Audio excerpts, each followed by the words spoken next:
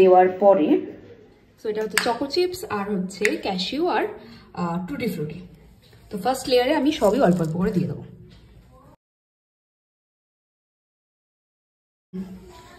Second layer,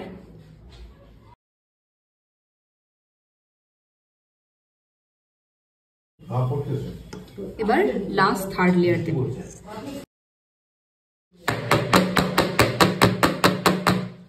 এবার last and the final layer হয়ে গেছে। আমি ওভেনের একটা ডেচকি বসাচ্ছি।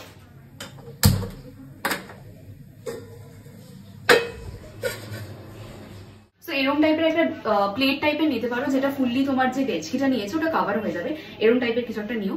তো এইটাকে আমি প্রিহিট করতে দেবো লাইক 3 to 5 মিনিটসের জন্য। একদম গরম হয়ে গেছে, এটা এরকম করে দিয়ে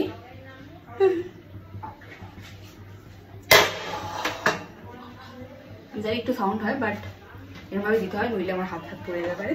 সো এটা ভাবে দেখতে লাগবে। এটার তলায় এক্স্যাক্টলি হিটটা পড়ছে না, বাট একটা স্ট্যান্ড মতো দিয়েছে যাতে পুড়ে না যায় তলাটা। আমি এটাকে ঢেকে দেবো, এই যে এরকম এরকম আমি চাপা দিয়ে দেবো যাতে একদমই হাওয়ার হটুকু না বেরোয়। সো এটা একদম fully ready. So this is my process of making the cake.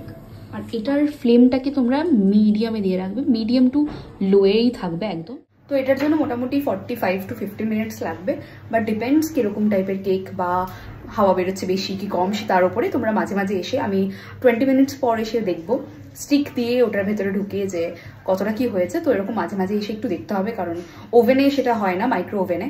But এটা যেহেতু তুমি এরকম প্রসেসে বানাচ্ছ, তো সেক্ষেত্রে তোমাদেরকে মাঝে মাঝে এসে একটু দেখতে হবে। আমি এসে গেছি 15 মিনিটস পর দেখতে যে কতদূর কি হয়েছে। সো একটু একটু ফুলছে দেখতে পাচ্ছ, আর এখনো টাইম লাগবে। হয়ে গেছে, আমি মাঝখানে তাও টুথপিক দিয়ে দেখে নিচ্ছি। এই যে এটার মধ্যে কোনো রকম কিছু লেগে নেই, দ্যাট মিনস এটা হয়ে গেছে।